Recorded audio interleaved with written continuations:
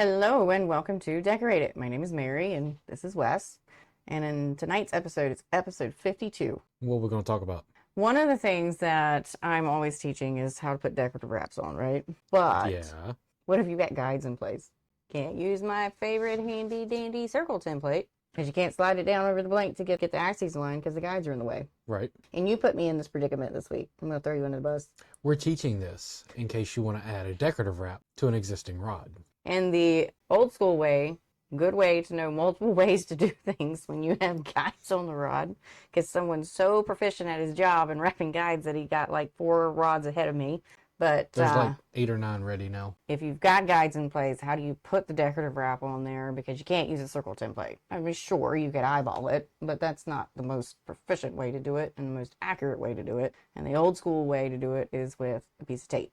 Piece of tape. But it's also a good thing to have as a backup and to know on top of using the circle template, because if you're like me, sometimes you like to practice on PVC, and PVC doesn't really fit all nice and pretty into any of these holes, whether you have this one that has broomstick holes or if you've just got the half sheet. Those just don't fit on there very well. Or the other thing, if you've accidentally distorted your circle template because you stretched it down a little too far, and I've had this for like 10 years, so yeah, I'm pretty sure I've messed up some of them. Yeah, I have 2 here that have whites on the edges that are a little messed up, so it's okay. We have a rod ready. We have another camera ready. Yep. It's a white rod. Black and white rod. And I have a pattern picked out already. Yep. It's a snowflake and a diamond. Actually, brought me back to it this week. VisualWRAP. He posted one of the courses, which was the snowflake and the diamond combined. And I did it in the Roy G. Biv colors. And told him he did an awesome job. And I was like, man, that would look killer as black and white because that would be kind of crazy looking. Hypnotic, optical illusion, if you will. And because Wes put together this black and white rod, I thought, yeah, let's put a little short hypnotic optical illusion wrap on it. And we were talking about putting that on there. And I said, well, make sure before you wrap the guides on it to mark the axes for me. And he just told me today.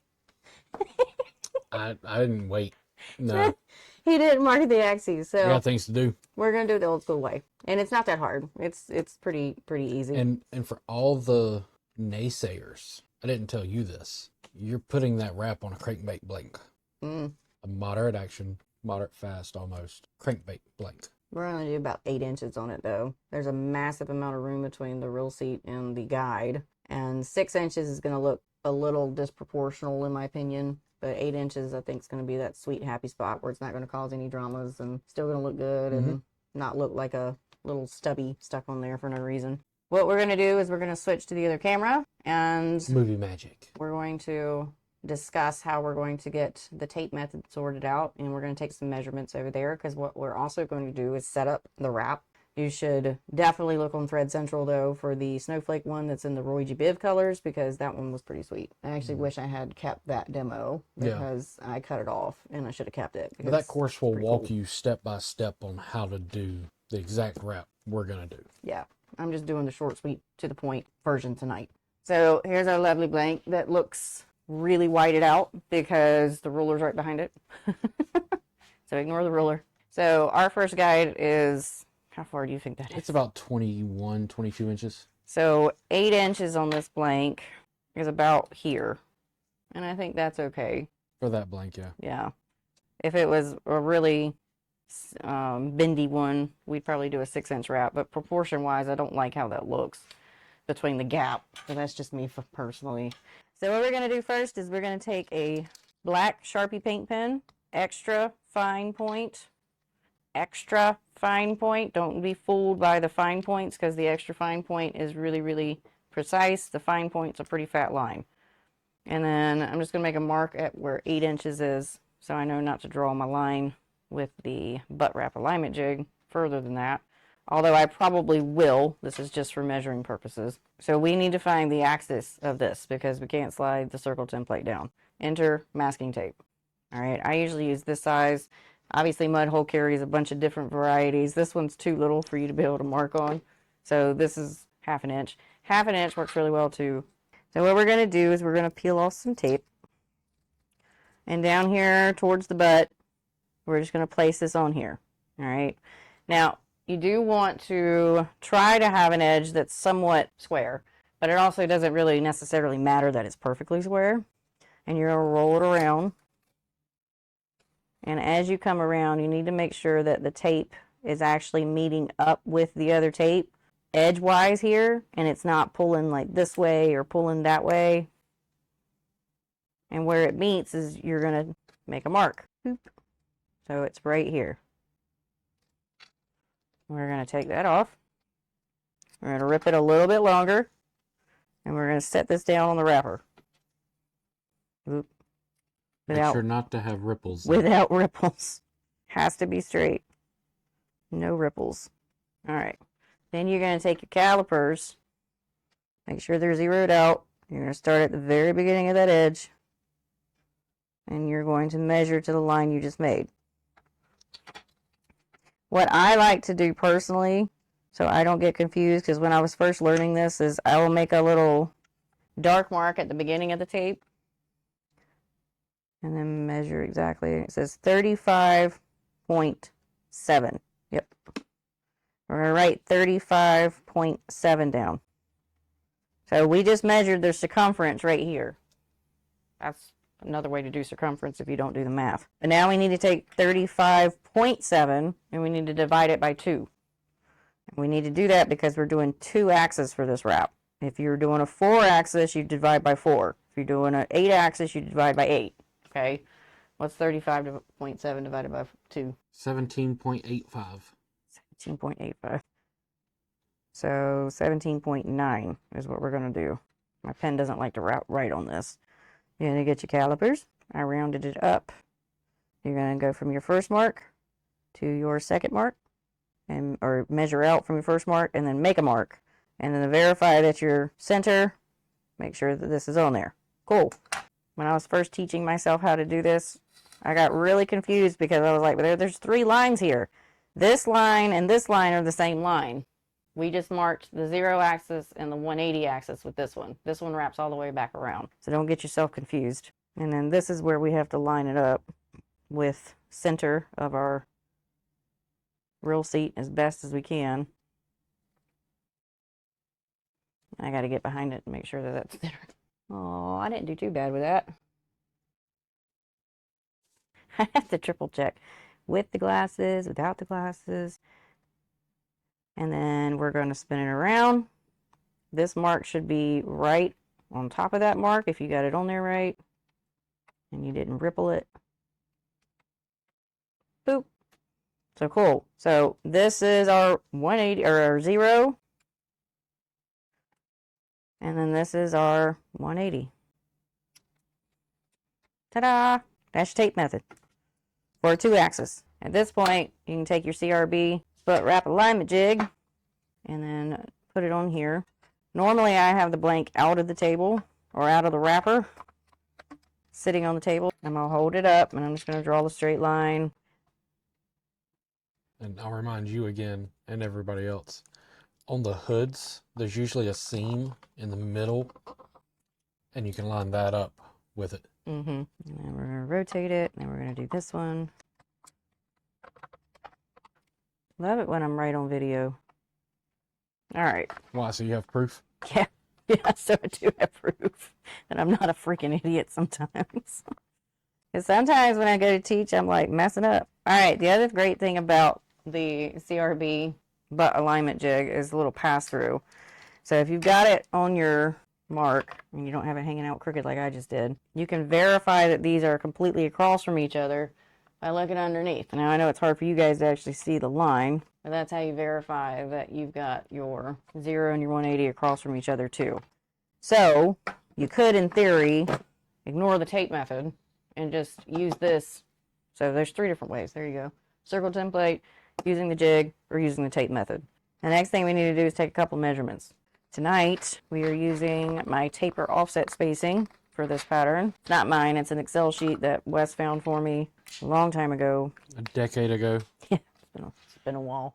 And we just need to write down some info. So for that Excel file to work, I need the length of the wrap, the butt measurement, the middle of the wrap measurement, and the tip. Not the tip where the guides are, but the tip of the wrap, which is, this is the tip. And you generally just want to get roughly towards the butt. I mean, obviously if it's in this area, it should be about the same. So you don't have to be like precision measuring, okay? Butt is 11.5. We're doing 8 inches.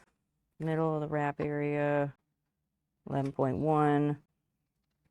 Tip area, 11. And so we just measured the diameter. So 11.5 times 3.14 gives us 36.11. Tip, you always measure by 3.14 so you get the circle circumference. You can round up or round down, it doesn't matter. 34.54. So if we were going to round up or round down, 36, 35, 35. Make it easy. And then 8 inches to millimeters. I have a question. Why wouldn't you make it 36, 35, 34? Because you follow the law of you follow the law of math. Like if it's 0.5, you round up. If it's 0.4, you round down, right? Typically. So that's why. It just means that there's there's a slight little bit of taper there, but it's not enough for you to really focus on, you know? All right, and 8 inches is 203 millimeters. So for this Excel file to work, for all of the said things, everything has to be in millimeters. Enter the Excel file. We're only going to talk about the top section of this Excel file. If you don't have this and you would like it after seeing it being used tonight, just email me at thedecorativestudio@gmail.com. I will send it to you.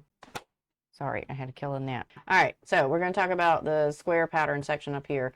Down here at the bottom is stretch to fit.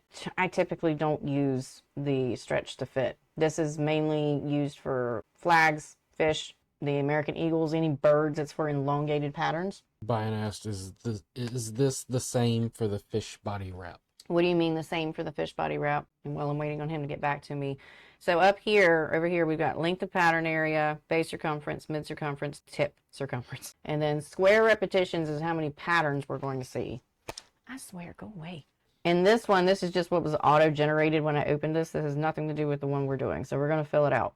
8 inches is 203 millimeters, right? My butt circumference was 36. Now, if you use the true number, which was 36.11, it's going to adjust it as well. And you can, once I get the numbers in there, I'll show you using the measurements in Excel file. If this is what I think you're asking, for every wrap, we do the same steps with measuring and getting the measurements and using the Excel file. They just all have different measurements, if that makes sense. And if you want the fish elongated, use the stretch to fit option. And I just don't personally use the stretch to fit because I don't like the elongated angles. They're hard to pack. So I don't ever set mine up with the elongated ones. Yeah, you always do a square pattern. I like square bodies. I like square fish. I do like square body trucks too. Mm-hmm. Same here. And then the original number was 34.85. And then this number was 34.54. So you can see that it already just does its rounding up or rounding down. So putting this as 36, just take note, we have 34.4 over here, 35.2, and 36. If we round these up or down, we'll show you what the numbers look like. So our 34.8 originally turned to 34.4 originally here turned to 34.8. This turned to 35.3 when it was 35.2. And this one turned to 35.8 and it was 36. So the measurements are very minuscule and change when it comes to rounding up or rounding down. So we're just going to leave it at this. So I'm going to write down on my little paper the 0-axis numbers. My first one is 34.8. We'll change that to 35 because it's easier. Second number is 35. Third number, 36. This is why you don't change those centers, because when you get the actual spacing for it, it'll do that gradual shift. Right. However, 203 millimeters is a lot longer than 106. Because I only have 3 patterns here, it's shortened it, because this adjusted length is what you're saying you only want 3 patterns to be seen, so it can only do it for this length. I don't want to do it for that length, so I'm going to change it to 5. Nope, 6. And I'm going to get closer to my actual length of my wrap that I want. It's going to go to 212 if I do 6 pattern repeats. If I do 5, it's going to make it 176. So personal choice, I go with the longer one and cut off whatever gets messed up at the end, because this extra length will let you cut it cleanly at the 8 inches, and you don't have to worry about patterns getting gnarly towards the tie off down at the tip. So our numbers still stay the same. 35s for the first one, 35 for the second one. This one changed to 35. I got ahead of myself, guys. I'm sorry. The fourth one is 35. Fifth one is 36. Sixth one is 36. Now, you may be wondering why I'm using just this top row here. This top row is measuring from point to point, okay? This row down here at the bottom, this is an cumulative measurement. So if you've got a millimeter ruler or a centimeter ruler and you can read it correctly, you can mark this all together. And the way that you can verify that these add all together is you can take the 34.8, add 35 to it from here, and you should get 69.9, and so on and so forth. Pretty close. It's rounding, so the numbers are going to be slightly off. Just a little off. Yeah. But that's the reason. I don't use these numbers because I'm not good at using the centimeter ruler to do that. I've always used my calipers, and I'm kind of stuck in my ways. Down at the 180 axis, which is the bottom of the rod that we are not going to be seeing while we fish it, we also have our 6 marks. Your first one on the opposite side of you seeing it while you fish it is always going to be half of this one. So that's 17.4. We're going to just put 17, and then this is 35, 35, 35 again. Loving that setup. 36 and 36. I like it whenever you don't have to change them all the time in between, because it's a whole lot of measurement and stuff. So that is how to use the taper offset Excel file. If you want it, send her a message with an email address to send it to. Yeah, well, just send me a message or email me. It's a lot easier for me to keep up with it in emails. Now that we have our centers, we also need to get them on the rod, and then we need to figure out spacing and all that jazz. Now, this is a 2 pattern wrap that we're doing. We're combining a snowflake with a diamond. So I'm going to show you how to set that up without confusing you. Hopefully. This is our 0 axis. This is the top of the rod. So we're going to go ahead and start putting our 0 axis numbers on there. The email address you can send it to is thedecorativestudio@gmail.com. thedecorativestudio@gmail.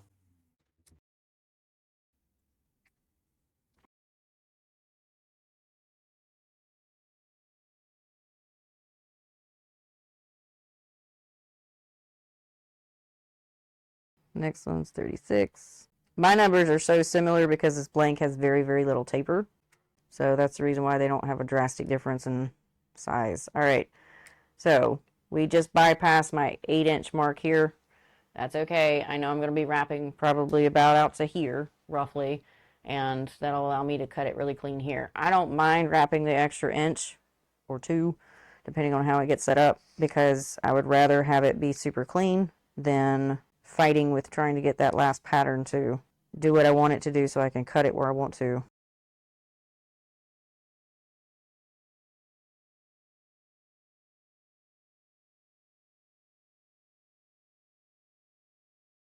That's my 8-inch mark, because I know myself so well. I'm going to get rid of that, because there was a video where I was doing a course and I had a line like that near a center, and I used the wrong one. I erased the wrong one, and luckily the wrap's still closed, but I know myself so well to know just go ahead and get rid of that so I don't get confused.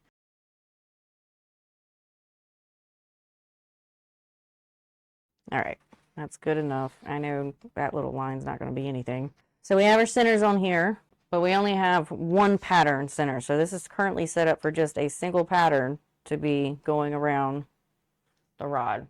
But consider this the snowflake center. We also have to add a diamond center in between these. The old way I used to do it was to come back, measure in between these, divide it by 2, put the center in there. There's a more efficient and quicker way to do that now. That is to take, this is where people get really confused when I'm trying to tell it. So we are on the 0 axis. We have our 0 axis numbers on the 0 axis. In order to put the second pattern into the 0 axis, we also need to include the 180 axis numbers. So we take these 180 axis numbers and we add them to the 0 axis line. You see, this is where the 17 falls. Now, you have an option. You can make a different center. So for purposes of this video, let's just make these centers circles. So we've got 17 on there. Now we're going to do 35 3 times, because that's what's on the 180 axis. You just put these in between. And then 2 36s. And yes, it says 36.1. That 0.1 is not going to affect it. All right, so now we have the 0 axis marked with both the circles and the straight lines. Circle for the diamond, straight line for the snowflake. Circle for the diamond, straight line for the snowflake. Now we got to do the 0 axis numbers on the 180 axis.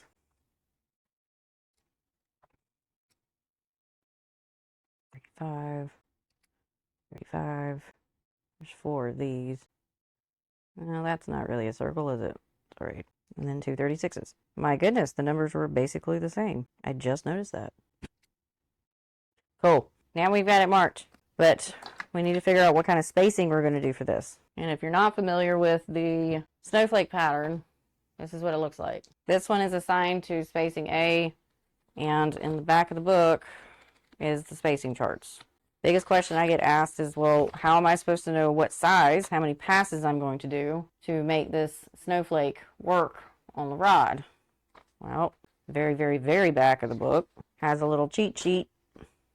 Now, I know what the entire text on that page says. It says it's just for the ins and outs. It's not just for the ins and outs. Peter Balderas shared this tip with me, 12 years ago when he was here? One of our gatherings. Something like that. And said that he used that to estimate how many passes he was going to use on blanks. I started testing it. I started putting it through the trials, and it works every time, so I'm teaching you the same thing. So our blank diameter is 11. This ranges, you can have 7 passes or 8 passes for this pattern to work. So we're going to go with 8 passes because I want it to be on the larger size, because I like larger patterns. And 8 passes says it's at 2 millimeters. So if you were following the rules, which is what I just told you to do, that spacing is only going to be that much, which 2 millimeters is 8 threads, and it isn't a whole lot to do. I want to go bigger because I want this to run into each other, and so I'm going to do 12 passes. Why? Because I want to. And is it going to wrap? Yes, it will. But the difference between 8 passes and 12 passes is a millimeter. Like, we're going to be just fine, okay? So now I have the daunting task of marking on each side of the lines 3 millimeters left and right.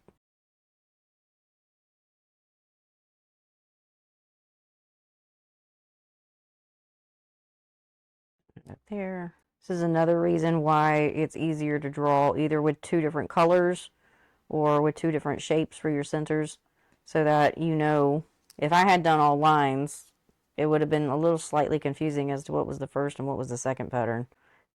What other color would you recommend on a white blank? Oh, all of them? I mean, white is one of those, I count white and black as what people would call like neutrals, okay? White goes with everything, black goes with everything. Obviously, black and navy blue, hard to see. Black and dark brown, not the best combination because it's dark colors. But white, all the things. I don't think there's a color that doesn't go with white, to be honest. Duncan, yes, the 3 millimeters that she's marking currently are just for the snowflake pattern. The dots that she made that are circles are for the diamond pattern. So when we have 2 pattern wraps, this is how I break it down so that my mind can understand what I'm looking at, okay? Because right now this is a bunch of lines. What the heck does it mean, right? We have a main pattern, which is my snowflake, and we have a secondary pattern, which is the diamond. My main pattern, secondary pattern. And the reason why I break it down like that is because the snowflake and all of its steps get wrapped first. Then once the steps are completed for that, for each pass, so each pass gets done, which is why I'm going to do like a couple passes of this so you get the idea of it. Then I can move on to doing the diamond. Now, having a diamond as a second pattern, I don't really have to worry so much about spacing. I also don't really have to worry about how much distance that's between this and this, because if I start to run into my diamond, guess what? I just stop wrapping the diamond because it's just a single thread every time. So I don't really care. Most of the, you'll see in like some of my other courses, like +1s and things that where I'm running into each other, you have to make sure that if you had this pattern here, that this one, if it was a +1 pattern, wasn't going to run into this one before it finished wrapping. We don't have to worry about that here. The other thing with this one is I'm wrapping black and white because we're going to make everybody's eyeballs hurt with this one. You have the option for your popsicle stick to go up here. I don't like putting them on the hoods. I would, and personally, like to take this hood off, slide it down the rod, tape it down here with some painter's tape so it doesn't move around and bug me. But my dear old husband is so efficient, he's got raw thread here. So I don't want to do that today. So I'm going to protect his thread and leave the hood on there because I actually do care about him. And just tighten it down properly. And just tighten it down properly. So it doesn't bug me. And then even as I wrap down here, what's going to happen is I'm going to be doing a turnaround on this, and I will be probably end up having to redo his thread underneath of there as part of the tie off, but we're going to see if we can keep it. We're going to put the popsicle stick down here on the end. If you need to cut it off, it's fine. It's literally 10 turns of black. I know it is. Either side is fine. And it's actually, I like to put it on this side better. Well, it's closer to the blank. But I think I am going to take this off. And we're just dealing with the consequences of me wrapping over it. Because this is going to be a lot easier for me to turn around on if that hood is not here. So let's just tape this to the blank real quick. If the guides were on here, I would just take the hood off. But Wes has put me in a corner. And gotta keep up. Baby don't like to be in a corner. Making her work faster now. It's easy to put a rod together when you're not making the grips and you're not doing all this decorative stuff on the guide wraps. Oh, I know. That's why I do it. I'm doing all the art. You're doing all the performance stuff. So yeah, you're going to be able to build 10 to my 1. It's just what it is. Especially whenever the default parent still gets interrupted. Every time. Walk right past you to come ask me a question. I would have loved to have slid that down just a little bit further. You'll slide it down. But the 8 inches here, actually, we'll just break the popsicle stick. I don't need one that long. I don't want it too far away from the patterns, but I also don't want it too close to the patterns.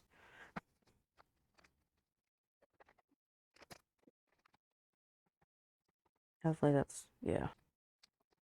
My favorite part. Don't ever let this stuff touch your rod, because that double-sided duct tape will do an absolute number on your paint jobs and also on your reel seat threads, any of that stuff. Make sure there's always a gap. It doesn't matter if it touches the popsicle stick, because we really don't care about that. But it cannot touch your blank or your reel seat. It's not to wrap. So my main pattern is the snowflake. And the way that the snowflake works is an alternating pattern. And I'm choosing to do black and white. Alright, so because it is the black and white pattern, white's going to be hard for you guys to see until I actually add in the black to frame it. But typically, this is wrapped one thread at a time, X in the center, box out, and we keep flip-flopping the colors to make the snowflake effect, okay? But I don't like to do single threads when it comes to that, because over the years, I have figured out that 2 actually works out better for you to be able to see the black and white effect. I'm using size A, and we're starting with X in the center. Yeah, I'm going to end up cutting that thread off, just so you know. It's fine. It don't take me 10 seconds. And we're going to make just an X in the center.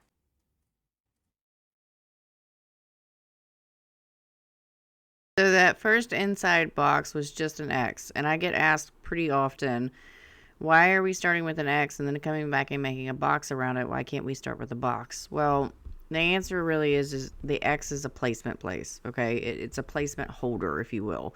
You can make the inside of any pattern that starts with an X a box, if that makes more sense to you. However, what that's going to do is just create a bulkier center. And at the end of the day, it's not really going to change how the pattern forms. It's just going to make it just a little bit wider. So it's a good idea for you to get used to the fact that every pattern when it comes to decorative wraps is based off of X's. Okay, so we have an X when it comes to chevrons, and then when it comes to boxes, we just have 2 X's. And no, it does not matter which side that you start on. A box is a box no matter what. I get it. Most people start on the right hand side where the grips or the real seat are, because that's just typically where we're taught to start. But once you move to the tip side and putting your tape anchor over there, it does feel slightly backwards, but regardless, a box is a box no matter how you draw it. So just keep that in mind. You will eventually get used to it. So we just finished the first pass, which is 2 threads for that first pass, because that's what I decided to do. So now we're going to come back with the white thread because we're alternating, and we're going to hit those lines that we marked on the outside, and we're going to wrap a box around the X to create the background for the snowflake.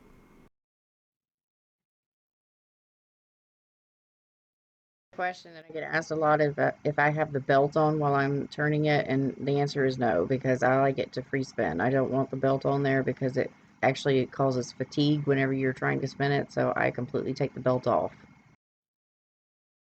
Don't stress out too much about the placement. You do want to try to line it up on the axis and the marks that we made, but don't get like crazy about taking so much time about making sure it's perfectly placed. We will go back and fix that. And also keep in mind that that's what packing is for. And now I'm doing the second thread for the first pass and just making a box around the original white thread that I had placed down on all 4 sides. Remember, everything in these patterns is a box out, so everything works on the outside of the previous thread that you had just laid down. It is a really simple and easy pattern, and I absolutely love to wrap these because they go really fast in my opinion, especially when you double up the threads, and it makes for a very striking looking pattern once you're finished. We have just finished the first and second steps for the snowflake, so now it's time to start wrapping the diamond, and the diamond's going to follow the same color sequence, starting with black on the inside and creating an X on those circles that I drew earlier. And we will come back with a second thread because we are doubling up everything that is for all of these patterns.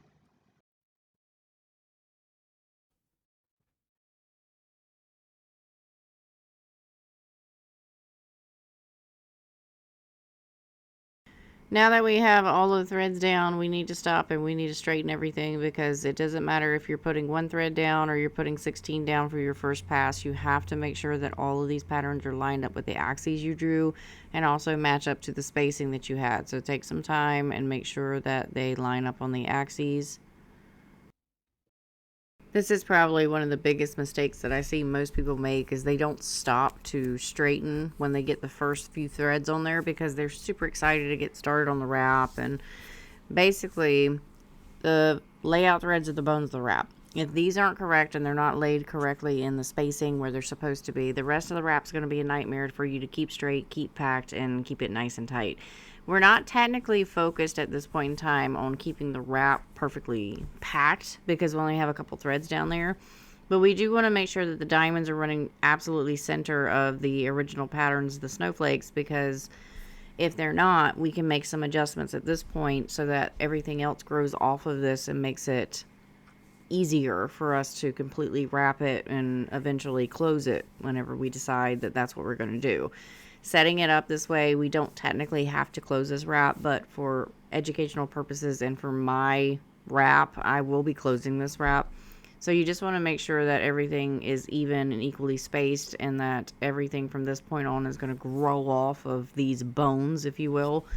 If I was to start the second pass of this, I would grab white, and then I would attach it to the tape anchor, and we would be pulling it down on the inside so that it framed the inside with white. And then we would pick up black and go around the outside of this, and then the diamond gets white going around it.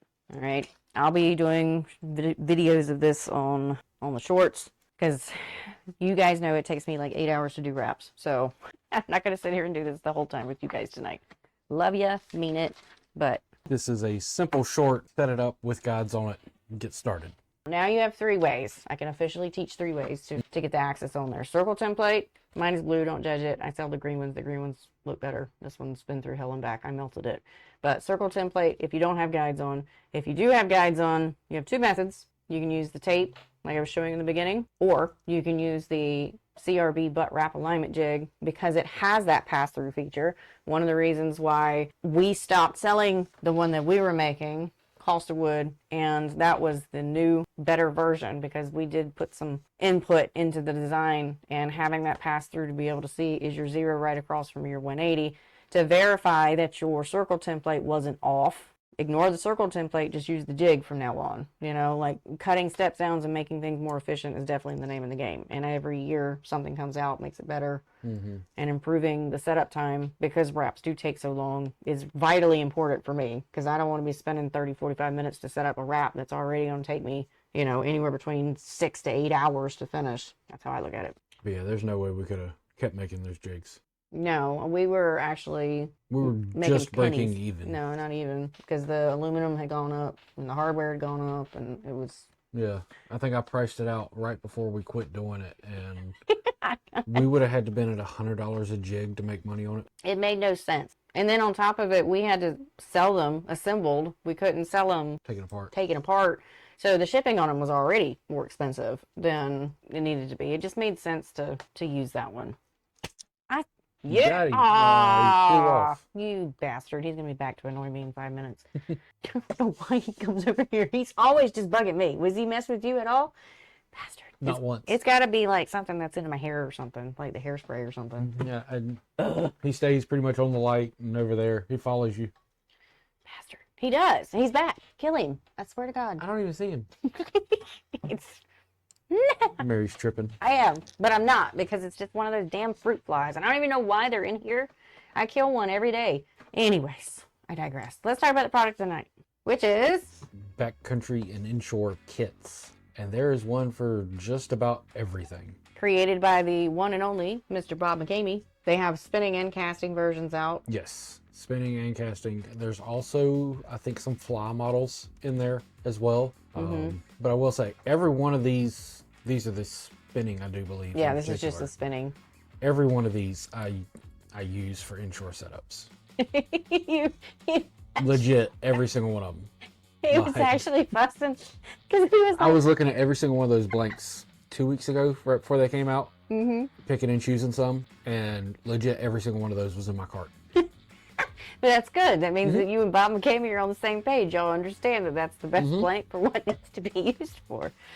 So I thought that was great. But it's a, I mean, you know, once again,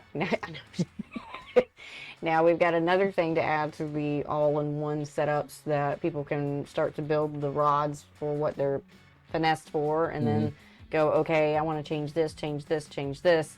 And then your next one can be something that you put together, but maybe you really love that blank. Now you know what blank to use, and just start making the modifications from there. Or gift it to somebody who wants to learn how to build a rod. And then sign them up for a mud hole class. Yep. Or come to the advanced classes. Yep. All the above, right? Yep. Anyways, want to thank our sponsors, Mud Hole Foundation Outdoor Group, for being amazing. First off, for giving us a discount code to be able to save money for you guys off of CRB, Pro Products, MHX, Gaho, and American Tackle. Decorative 10 saves you 10%. So go get all of your things, go get all of your thread, your CRB butt alignment jigs, get calipers. They have all the things. Like, I didn't actually realize that they sold calipers, they sold popsicle sticks, they sold paint brushes, like the plastic disposable ones that we throw away all the time. There's and so the many. sable brushes. Yeah, and the sable brushes. They've got all of the things, except for paint pens and circle templates. I think that's the only 2 things that, out of all the stuff that I use, is the only thing that I couldn't find on there. And don't forget to check out their reel and their tackle stuff, because they've added a massive lineup to both of those things. And as Wes and I were talking about on the last episode, the tackle and the reels can be upsells to your clients, your customers, so that if you're putting a rod together for somebody as a present, maybe a Christmas present, because that's kind of like a big thing, or birthday present or something, you can gift them some of the tackle that goes with it, and also a reel. And now you've completely set them up. They don't even have to stop to go get anything maybe other than bait, because obviously we don't want to gift bait, because that might not work out well. Unless it's fake bait. You can get the, what is it, the JYGs? No, it's not them. You can get the no live bait needed and JYG from Mudhole now too. X22, call Mudhole Monday and ask for Anthony. He's part of the education side of things, and he can get y'all set up with a bulk class with all the curriculum and all, basically, to be able to teach it. Yes, because they're teaching, and they're in thousands of high schools across the country. Yep. And you can set it up with organizations too. So check into that. Anthony is his name. Anthony. What we've all been sitting here waiting for. Freebies. The freebies. The giveaway. Freebies. In the mood of the black and white era that we are doing tonight, we're going to be giving away 3 things. Wes only knows 1. I just decided to add 2 to it as well. So, just to get you set up with it, what are we going to be giving away tonight? Let's see. Well, I know one's a jig. We're going to be giving away CRB butt wrap alignment jig, the butt wrap alignment jig, and a spool of Pro Wrap white and Pro Wrap black, so that you can take all said bundle and make your own black and white wrap. But the black will be nylon. It is actually a good idea to get nylon black and just use nylon black, because the nylon black goes dark, it goes black compared to the color fast version of it. And because the color fast is treated with color preserver, it has a lightest color to it versus the darkest black. So you'll get a nylon black, you'll get a color fast white. Always use color fast white unless your object is for everything to just show through underneath of it. But the question you have to answer tonight, it's a math question. How many millimeters is in 10 inches? Hopefully, look, he's back again. I swear, he's just here to haunt me. 254. Brian gets it. Dun, dun, dun. Good job. I only know that because I wrap a lot of 10-inch wraps. So Brian, whoop whoop, you get a jig and you get 2 spools of thread. Thank you, Doug. I appreciate that. I try to put out some cool stuff. Sometimes it's a dud, but it's all right. YouTube apparently doesn't like to push my stuff, and I don't really care. I just dump a whole bunch of content out there. So at this point, we are now down to Q&A. This is question and answer time. You can ask us questions, you get answers, whether it's about rod building. Sometimes we have to tell you to go somewhere else. If you're wondering about my tiger wrap, Duncan, it's sitting over there. It's my first attempt. It did get some good movement in it. I was actually pretty shocked, considering it was my first time laying down 4 threads side by side. That stressed me out more than any wrap has ever done. And I still had some gaps, but I chose to do the neon green for the top. And even though I can see the blue coming through, I want to take that off and then put blue over it and see if that does anything. Because I like the neon green, but I feel like blue would look better as the over. But it might not. Yeah, at least somebody beat Duncan.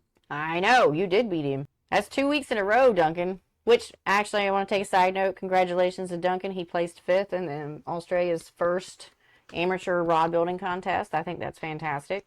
Doing all kinds of awesome things over there. They just had their big show. Kind of like ICRBE. Frogleys put it on. Awesome. We are a nonprofit organization dedicated on getting our true national heroes in the outdoors, and fishing is one of the things we do. Awesome. I'm so glad that you guys do that. And also getting some of the vets and stuff involved with that. I think that's amazing. But yeah, if you talk to Anthony at the education department, they will be able to help you in the right direction for helping them. Is it on your YouTube or Facebook channel for the tiger wrap? Greg, it's kind of mixed into a lot of shorts. I have one where I was doing the start of it, and then it kind of got put into the end of a couple other ones because it was my first test run. So I wasn't going to go step by step because, I mean, I expected it to look like crap, to be honest. And it actually came out looking decent. I'm going to do a second practice one because for me, I like to have 2 or 3 practices on under my belt before I go and put it on the actual rod. So the next one, I'll probably do a actual video step by step. X22. You can actually weave it, and you could weave it onto the tie-offs of a wrap, or just weave it by itself. Very easy to weave. You could weave the entire name, X22 Adventures. Weaving is actually easier than doing a decorative wrap. The setup is a little bit more tedious. I would definitely go on YouTube and check out one video that was a very short, simple video. Mark Krause did it from Mudhole, and he was showing you how to set up the weave real quick and what the steps and everything. So that's the basis of the weave. But a more in-depth thing is to go look up Doc Ski on YouTube, DOCSKI. He has weaving tutorials and tigers on there. Weaving is fun, Daryl. Everybody should do weaving. And the program I use is Pick to Weave. It's a freebie, but it's hard to find There's a group on Facebook that you can get it from, but You got to get into the group and then you can download it from there. But David has Visual Weave, and I apologize, David. I know that we work together, but I've never used your program. But the other way that you can also do it is you can use graph paper to make yours. you also don't do weaves enough to warrant it. I don't. I do weaves every once in a while. Somebody Every once in a pink moon. like usually once a year. Usually is about how often I do weaves. Yeah. It's about once a year. Because you'll get a random request for somebody to want a weave on a rod. Can I get my name on it? And they're not getting a decorative wrap, so I'm like, yes, I'll weave it on there, you know, instead of putting a decal, because I just thought it was better. But yeah, the last one I did was about a year ago, because I was working on the Navy Vets rod at this time. Yep. You're welcome. But yeah, try weaving. And if you like the jigs, Mudhole sells the jigs for the weaves too. I think they're called Wonder Weaves. I don't know what they're called, but they're weaving looms. Maybe it might be weaving looms, but they have the jigs too. Just type in weave without the E, and it'll pull it up. Did you see the fly? That's fine. He's going for your cup. No, he never goes for the cup. What's easier, wrapping or weaving? For her, wrapping. Weaving is easier. Okay, here's the breakdown. If you're doing just a solid color, like letter, name, picture, okay, simple stuff, one color, weave all day long. Setup is a little tedious, simply because, let's say, when we talk about weaves, we're talking about how many threads it takes to make the weaves, okay? So let's just, I swear, this whole episode's going to be me having a twitch. Oh, did you see him go between my hands? I don't think I killed him. No. That's I so was straight up looking at the camera. And you just slap your hands together out of nowhere. Ooh. This whole episode, it's going to look like I have a twitch. I swear. Anyways, so I swear if he comes back, let's say that we're making the number 7, okay? But we want to make it 10 threads high. Remember, 4 threads per millimeter. That is going to be 2.5 millimeters tall. Still tiny, but whatever. But we're going to use 10 threads for it. You would have your looms set up, taped on both sides. You'd have one over here, one over here. What's called a left list is the threads that are on the left-hand side are the ones that are visible over your band that is going around the rod, okay? So when you first start, every single thread is over here on the right. But we have to have those threads anchored over here in front of your jig by tape that's taped to the blank. So they're taped to the blank, but you also have to have those 10 threads centered. So your 0 axis on your center lined up with your reel seat, 10 threads, 5 is center, right? So 5 would have to be placed first, your 5th thread, and then you would lay them down side by side going all the way to 1 and then all the way up to 10. That's what I mean is tricky, is you get center and then you work to the right and you work to the left to place the other ones down. But they all have to be side by side in order for this to work right. You tape it, you get it anchored, you start your main wrap. Let's say we're working with black and white because that's tonight's theme. Black's your main, white's your stuff. So you've got all of your threads over here on your right-hand side. Then when we go to move our threads for the 7 to appear, the top of the 7 is going to appear before the bottom, right? This little section here. So you'd have threads that would be moving from the right-hand side in certain slots. Let's say 1 and 2. You'd pull 1, put it over here in the 1 slot, pull 2, put it over here in the 2 slot, and then you'd make a single turn. Just one turn around the blank. That's a step. And then you just keep following whatever threads are going over to the left or going over to the right, and you just keep moving them. That's what makes it simple. It's just moving threads back and forth. There's no math really indicated into it. It's just making sure that you put the 1 slot or the 1 thread that's over here on the 1 over here in the 1, and you don't accidentally drop it into the 2, because then you're going to make a mistake and stuff's going to get misaligned. Hopefully that made sense. Go watch Doc Ski. Mary and the Fly episode. For real. Gnats. Damn fruit flies. That's literally just a singular fruit fly. Just that one little, he is just on a spiteful little thing tonight. And I wish I could figure out why he just keeps coming to me and not you. Anyways, but yeah, weaving in general is easier. When we start talking about multiple colors, adding different layers, now we're talking about having maybe a white and a red stacked on top of each other that also have to go into the same number slots as each other. And then that's where it gets complicated. But Doc Ski, obviously, has spent more time doing weaves than I've been alive. So, by all means, go check his videos out on YouTube. I know how to do it. I'm capable of showing you very simple ones, but the master needs to teach. suicidal fly. I don't know. He's not dying. That's like, what, the 10th attempt I try to kill him? You just keep missing. I am missing because he's quicker than me, apparently. I feel like that commercial got to be quicker than that. What type of cricket do you use? Cricket Maker 3, building 2 redfish rods. Oh, Wes got one built. It's 90% done. It just needs epoxy on it. One more coat and it should be done. What videos would you recommend to watch for weaving? Okay, so I'm going to be honest. I don't know all of Doc Ski's stuff. He's got tigers in his videos, and he also has a ton of weaves as well. Go check his channel out. YouTube, Doc Ski. I will say that Mark Krause video that Mudhole has, if you just look up weaving under Mudhole's channel, it should pull up Mark's video. It's a very short, sweet, descriptive, to the point of how to get it started, and it's very short. Docs are going to be very long, and they're going to be very in-depth, and they're not going to move super fast, but you're going to get the most knowledge out of it. But if you want a short, quick jump start into how to weave and kind of get the concept of it, then go check his stuff out. What's a great spinning reel seat for a 7/6 redfish rod? I use 2 different ones. One is a American Tackle Arrow size 17 because I don't use 16 reel seats. I refuse to. And the other is the one we just started messing with. That is the Gaho, Gaho FHR CCT. Oh, that's the one we just bought, ain't it? Yeah, that one that's on the camo rod is the FHR. I'm That one's slick. Really a fan of the FHR. Now, the only kicker to that is you have to compensate on that reel seat, the FHR from Gaho in particular, because the back side of the reel seat is longer than a standard reel seat, so it ends up adding about 1 inch to 1.5 inches in total length on the rear section. So you just have to keep that in mind. I think you will see more movement on your tire using a darker top thread. Yeah, I think so too, which is why I want to take that one off and go back with it, because it's just taped down on the thing, and I was going to try a couple colors and then do a nicer one after that. If you seek circle templates, why don't you have a new one? If you sell them. If you sell them.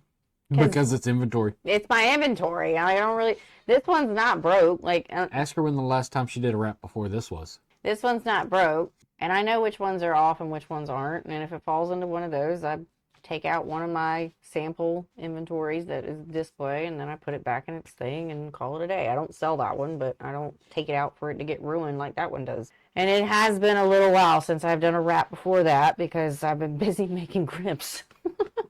Is there anything special you need to get hardware, software with the Cricut? Software, no, it comes with a program. Hardware, yes.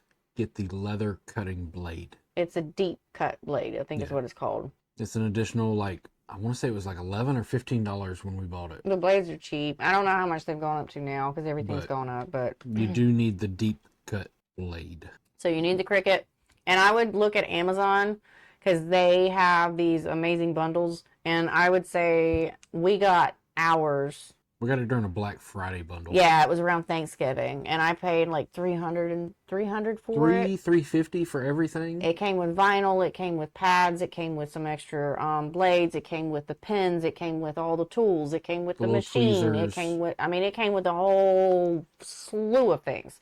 And it was only like $350. And normally the machine is like $300. So if you can wait and kind of hold off, check the sales on Amazon. And it goes on sale pretty often, so it's not like you have to wait till Black Friday. But they usually do a good bundle around Black Friday too. Now the blade was extra, that deep knife blade. It looks like an X-Acto blade, but the blade's only like this big. But you got to have that in order to cut the EVA. Double or triple the length of the vinyl cutting blades. Yeah. Well, and it's sharper too. The only other thing that you are going to want to get with the Cricut, if you start using it to cut EVA, you're going to want to get a couple extra of the strong grip pads. They're purple. And you also need painter's tape to work with it. The rod gauge template with all the hole sizes. Jamie, I have them for sale if you want to get them from me at threadcentral.net.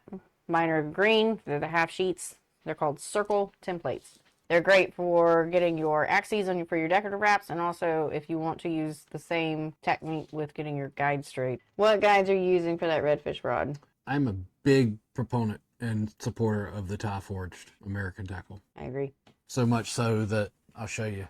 Big fan of the tie forged. I like how they look. I like how they're lightweight. They perform. And you can get them budget priced in black silver titanium with Watch the tip. Duralite and Nanolite guides, like or rings. There's so many options, and they've started doing all those kits, and we have probably 12 packages of the kits right now, and I always buy those kits because if somebody snaps a running guide, then I have spares sitting around. But you can also order extra spares with Yeah, it. you can. The kits are just too easy. But I'm a big fan of those, especially for the price of the titanium ones. Yeah. Which, that's everything you just saw was titanium, high frame, and normal. We only use the titanium. Typically, unless we need a black, and then I'll just order black with the Nanolite rings. The airwaves are good too for kids. Well, that black and white rod has the black frame, silver ring airwaves. They look fantastic from what I could see. I mean, they're just nice guides. Like, I can't get the color. There it is.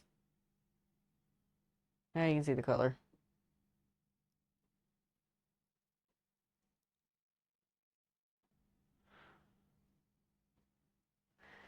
That's as far back as I can take it. And then runners all the way out. Whoop, too fast. Duncan said need to do a West Rod episode. I'm telling you. Duncan, I only use metallics when metallics match the blank. I don't have a problem using metallics, but typically only do it when I need to match. First time watching, very informative. We'll be back for more. Thanks, X22. If you want to catch up on previous episodes, this is the 52nd the 52nd one, the 52nd episode. Go check out YouTube. The podcast has its own playlist called Decorative, and all previous 51 episodes are in there. You can learn a lot from. We pull in the Southern Rod Builders, which is our Facebook group. We pull in a lot of their images and talk about it during shows that we are talking about certain topics, and you can get a lot of inspiration from them. What are you building for Steve Harvey? 3 bass rods, medium heavy. That's all I can tell you right now. That's all I can tell you. The designs are going to be amazing. One of them is leather grips because he fell in love with that Dragon Gate one I had at the show. And the other 2 are going to have Suka 2 handles, spinning and casting. If everything works out and everything comes to fruition, like I'm hoping that it does, those 2, I'm calling them the Gold Twins, are going to be amazing. But yeah, I need some silk. I have some. Is it the It's stuff the we're true. supposed to use? It's the stuff I used on the Hulkbuster, the actual stuff. Now, I'll need you to have a conversation with Mr. Jared Taylor because he has gotten, not right now, he has gotten the best results out of the silk that I could never get. Yeah. So, because you see, like, Hulkbuster looks like it's pretty clear, but there's still some transparency We used issues. medium on that though, right? I don't remember what epoxy we had on that one.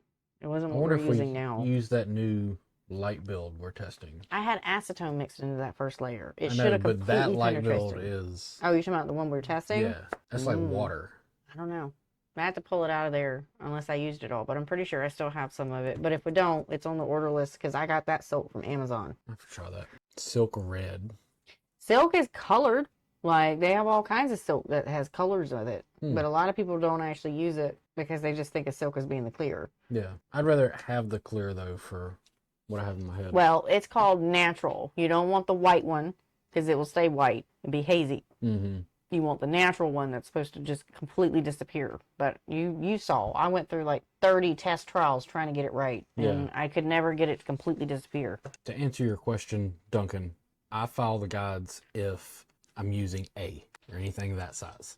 If I'm using C or D, I don't follow them. Look, I'm going to be honest, Duncan. I was anti sanding down the guides prior to 4 rods ago. Anti. Like, my whole mindset was the guide foot is the guide foot. It should be fine. Now, did I ride the struggle bus to be able to get the guide, the thread to actually get up on the guide sometimes?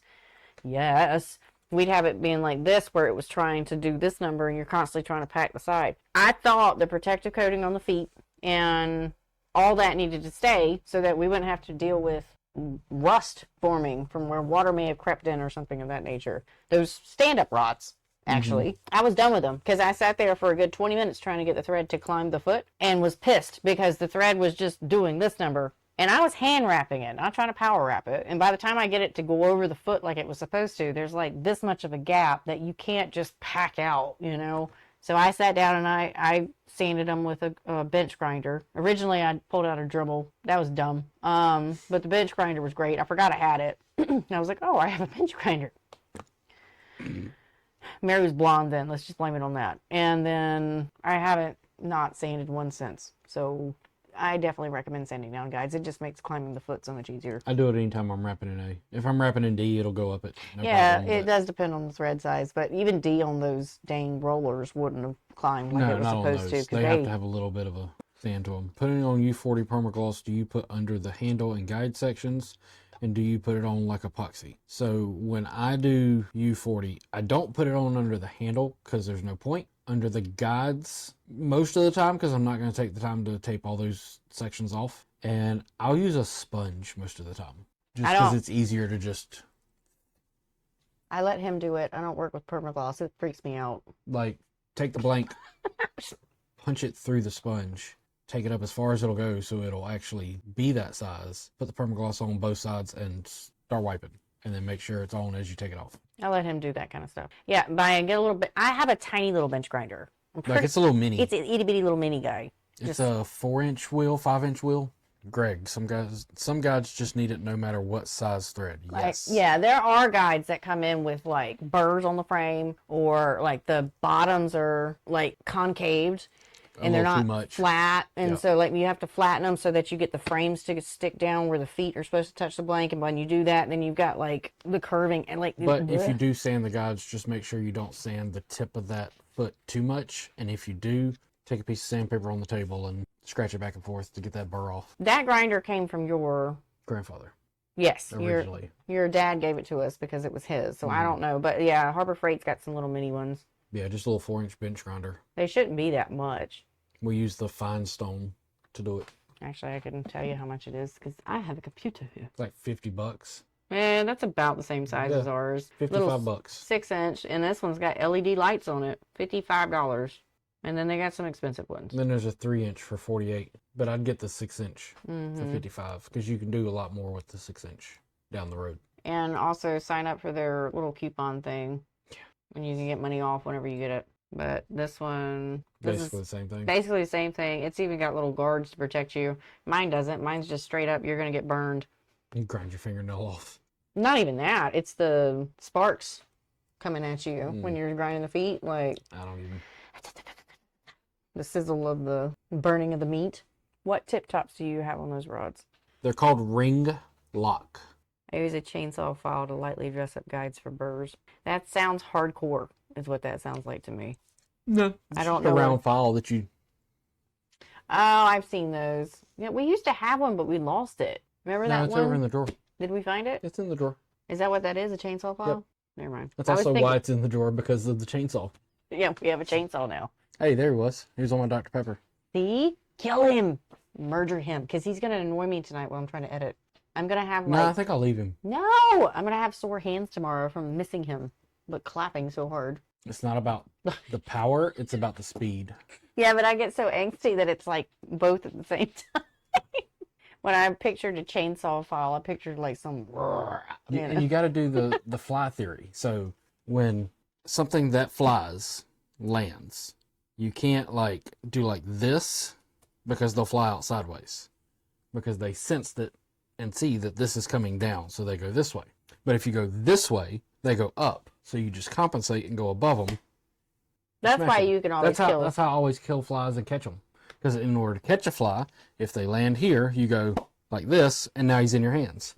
I don't want him in my hands. Shake his ass up, and throw him on the table, and watch him spin around and buzz around, and you can just smash him. Duncan wants to watch the live.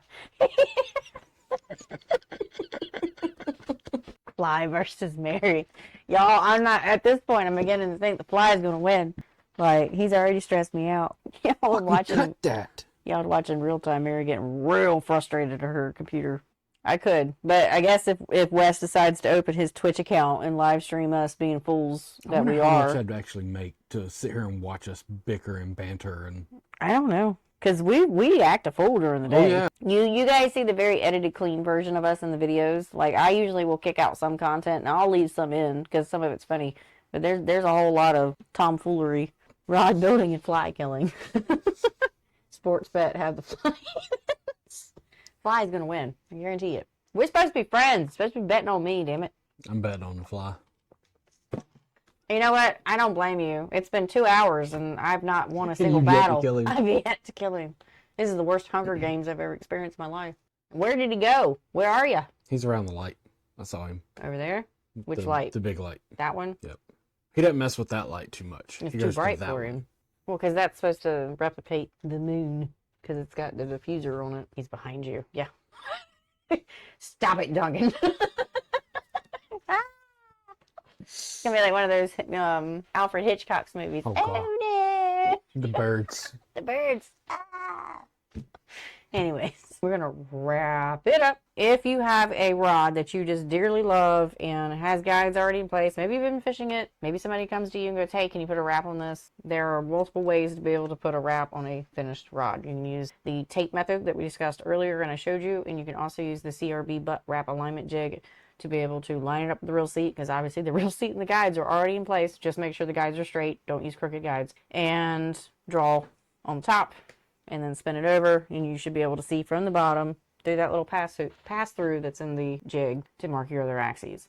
And that's all there is. The rest of the steps that follow after that are the same that I teach for doing the actual wrap. Make sure you get your measurements on it, mark your axes, get your spacing, start your wrap, and put your tape anchor preferably away from the grip towards the guide. If it's EVA or it's cork, you're not cutting into it whenever you're coming back down off the tape anchor. If you have no choice, you have no choice. But it is such a pain to be putting a wrap on a customer's rod, and I know this from experience, to use masking tape to tape your popsicle stick to the grip because didn't think it was going to cause any dramas. This rod was pretty old.